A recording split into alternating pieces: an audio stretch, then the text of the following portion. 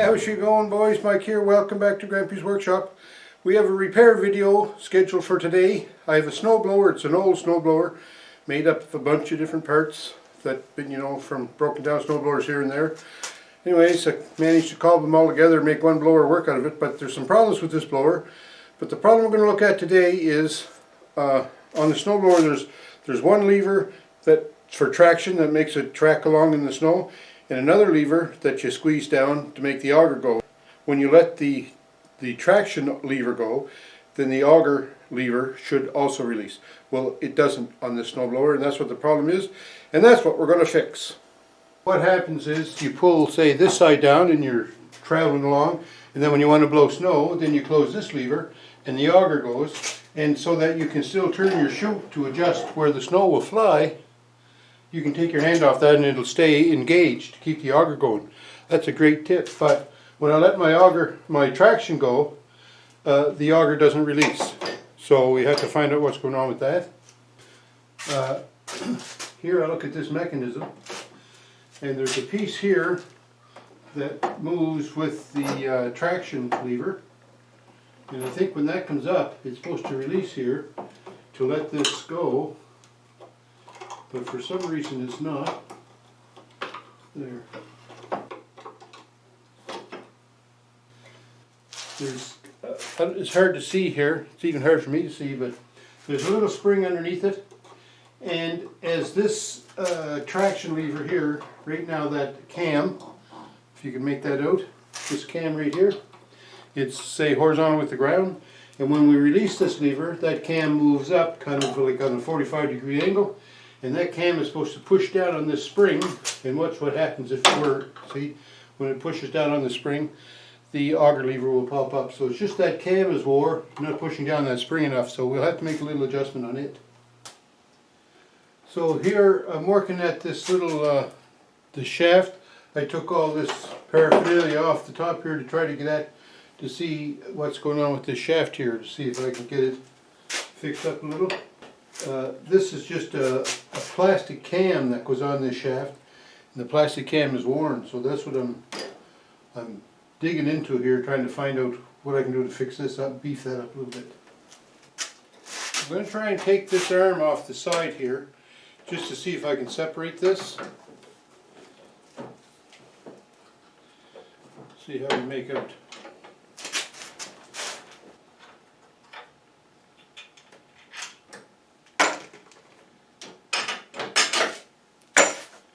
Alright, watch this now.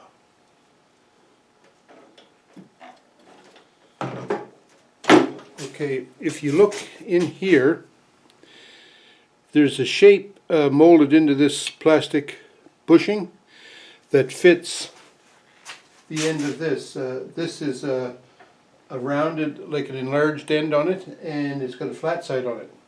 And that flat, this is like keyed to fit in here, and that's what turns that whole shaft in when you move the handle.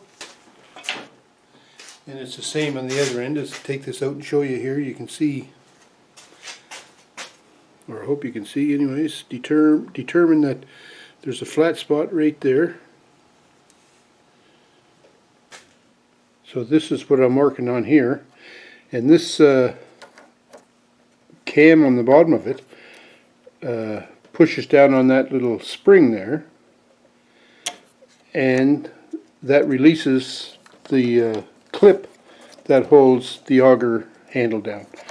So this cam here is worn, so I'm going to try and get that off to see what I can do to build that up some.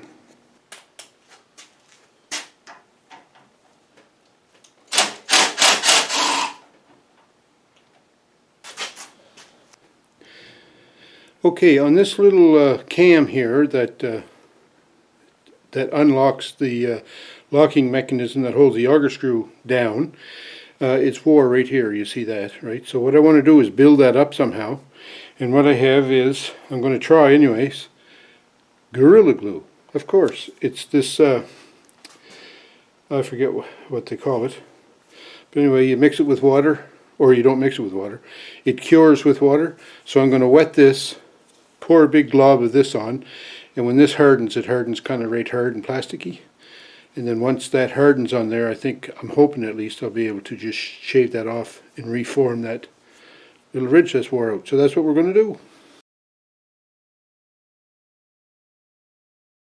So now I'm going to wet down this piece here. The moisture doesn't really stick to it that well. But anyways, we're going to wet this down. And I'm going to fill up this little side here with some of this, I don't know what kind of glue you call it, but anyway. And then I'm just going to do that to make sure that it gets wet. And we'll set that aside, let it dry.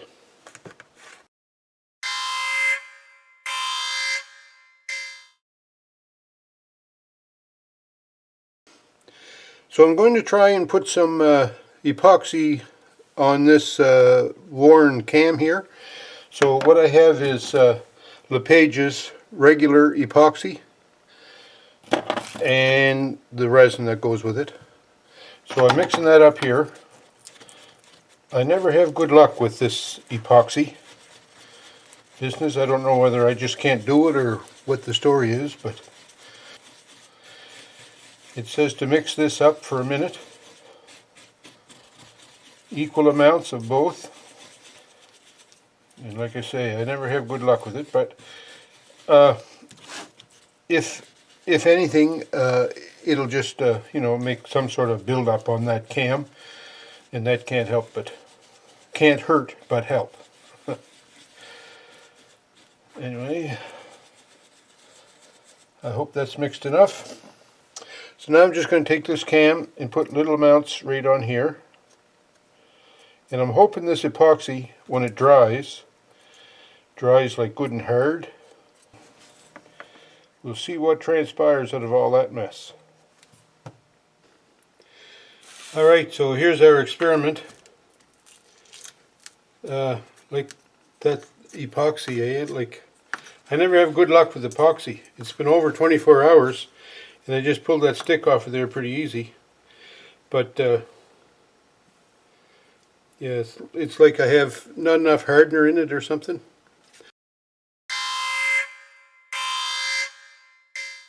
That's my problem, I can never mix it correctly. Anyhow, I can just pick that off with my thumbnail, so that experiment didn't work.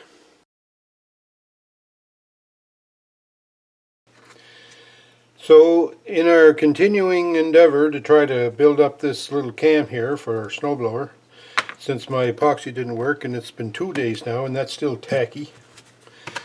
Anyways, I bought some new stuff. Whoops. I bought some new stuff. Permatex plastic weld. Now this stuff says it sets in 5 minutes up to 3500 psi. Can be drilled, machined, filed, or painted, and that's just exactly what I want to do. So we're going to try this. Now, one thing, like I mentioned before, I always have trouble mixing epoxy. Like I don't know whether I don't get the dimensions right or the amounts right or something. But anyways, this supposedly you just pull that plug, squeeze this, and it meters out the proper amount. So you should have nothing but good results.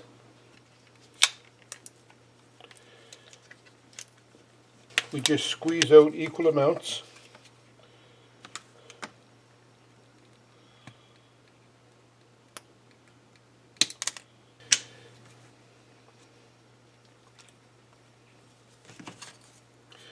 And then we mix them up. I'm going to use this little piece of plastic that fell off the unit.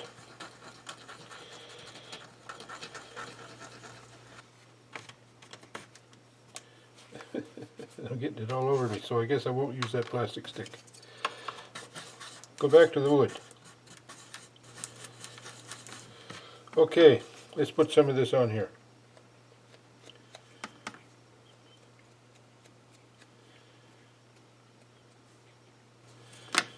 Alright, so this is attempt, let me see, I used Gorilla Glue, then the epoxy, now this. So this is attempt 3.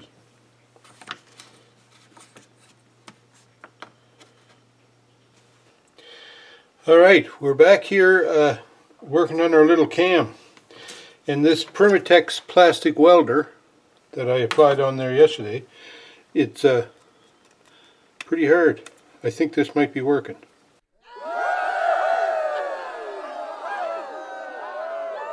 So there's my cam now. I cleaned this up a little bit on the belt sander, so that looks really good. I think that's going to work decent. So we're going to start to reassemble all this now. Okay, so this cam goes on here. We'll put this back in here.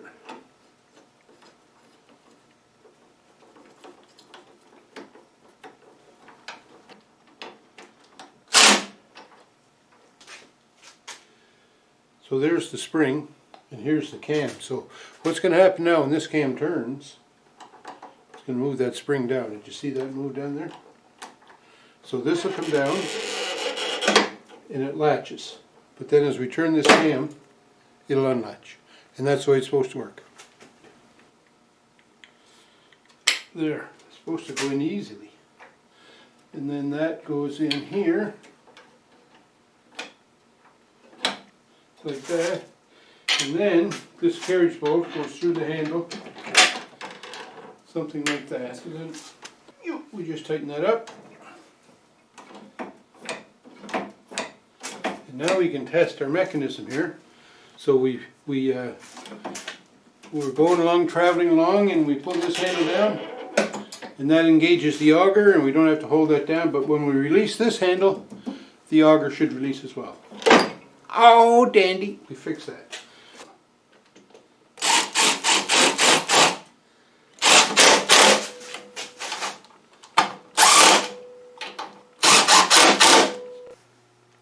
Well, now getting that auger lever handle fixed, I'm so glad I got that done, because that's going to make the snowblower work so much better. Not having to fuss and fight with that to get that auger to stop turning.